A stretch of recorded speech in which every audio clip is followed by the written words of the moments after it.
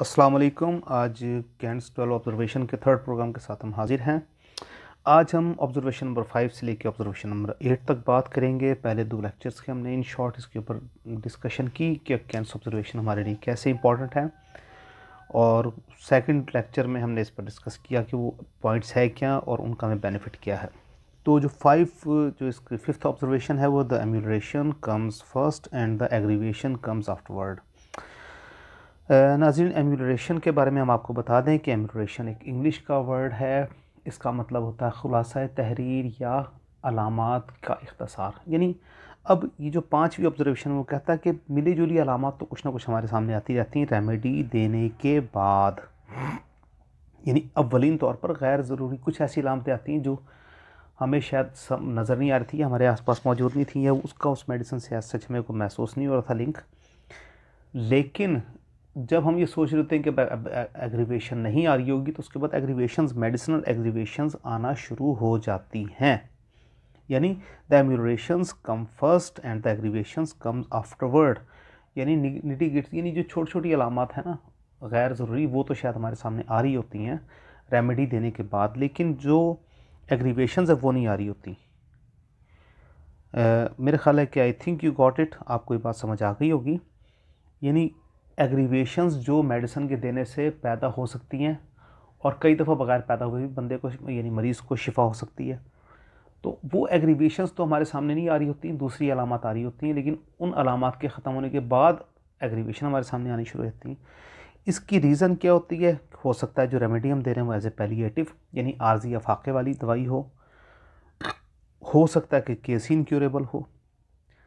अब doctor Hahnemann इसके लिए क्या रिकमेंड कर डॉक्टर कैंट इसके लिए क्या रिकमेंड करते हैं? वो कहते हैं लो पोटेंसी, छोटी पोटेंसीज़ में मेडिसिन को इस्तेमाल करें। छोटी पोटेंसी में मेडिसिन इस्तेमाल करने का बेनिफिट क्या होगा?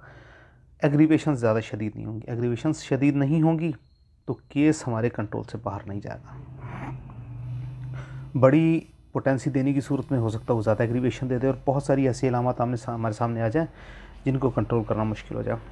जो सिक्स्थ ऑब्जर्वेशन है, too short relief of symptoms, यानी कि बहुत ही थोड़ा फाका हो पेशेंट को सिम्टम्स में।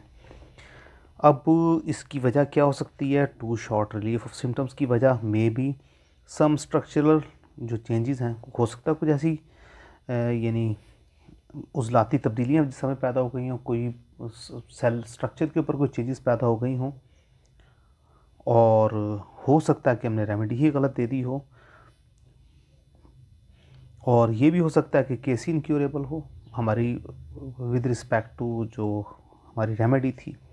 तो इसको याद रखिएगा कि ये बहुत ही इंपॉर्टेंट जो ऑब्जर्वेशन है कि too short relief of symptoms. अगर सिम्टम्स में बहुत ही थोड़ी देर के लिए अफाका हो या बहुत मामूली अफाका हो तो हो सकता है हमने रेमेडी गलत सेलेक्ट किया विद रिस्पेक्ट टू डिजीज़, या फिर वो पेशेंट ही इनक्यूरेबल है। सेवंथ जो ऑब्जर्वेशन है वो बहुत ही कमाल की है। वो कहते हैं full time ameliorations symptoms yet no special relief of the patient.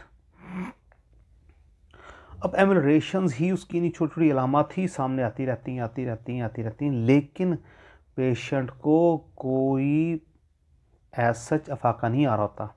अब इसमें और पिछली वाली में यानी ये 5 नंबर में क्या फ़र्क है? उसके अंदर एम्यूलरेशंस तो आ रही थी लेकिन उसके बाद एग्रीवेशंस आई थी।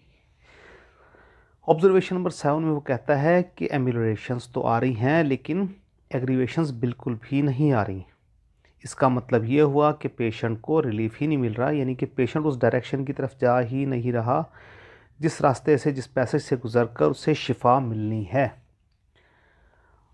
अब इसकी रीज़न के ऊपर अगर हम बात करें, जिस तरह के डॉक्टर कैंट हमेशा रीजनिंग की बात करते हैं, तो वो कहते हैं कि इसकी वजह क्या हो सकती है? वो वजह ये हो सकती है कि मेडिसिन ही एज ए पैलिएटिव ड्रग के तौर पर काम कर रही हो, यानी बहुत आर्जी फाका दे रही हो।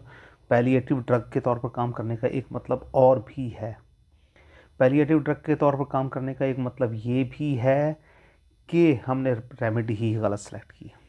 आर्जी फाके के लिए हम उसको मेडिसिन दे रहे हैं, जिस तरह कफ़ के लिए कई दफ़ा हम जस्टिशिया की या अवनास्टावा की एक बड़ी डोज दे देते हैं, उससे अफाका तो हो जाता है, लेकिन अंदर से जो क्लासिफिकेशन है या अंदर की जो खांसी की जो एक्चुअल रीजंस है वजूहत है वो ख़त्म नहीं हो रही होती।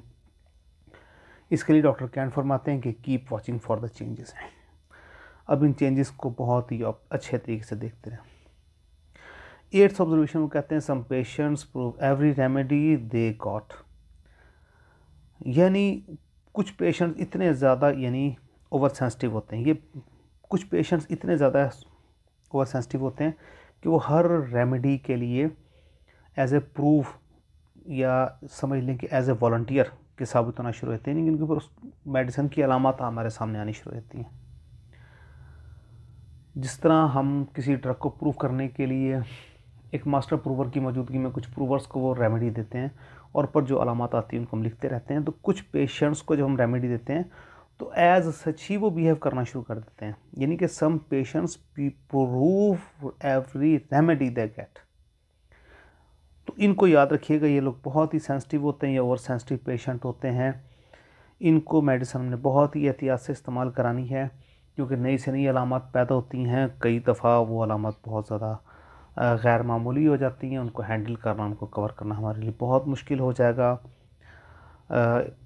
पेशेंट को हमेशा जब तक आप पूरी तवज्जो और पूरी ध्यान से इस नीयत से नहीं ट्रीट करेंगे कि इसको मैं मेडिसिन दूंगा और अल्लाह ताला इसको शिफा अता फरमाएंगे,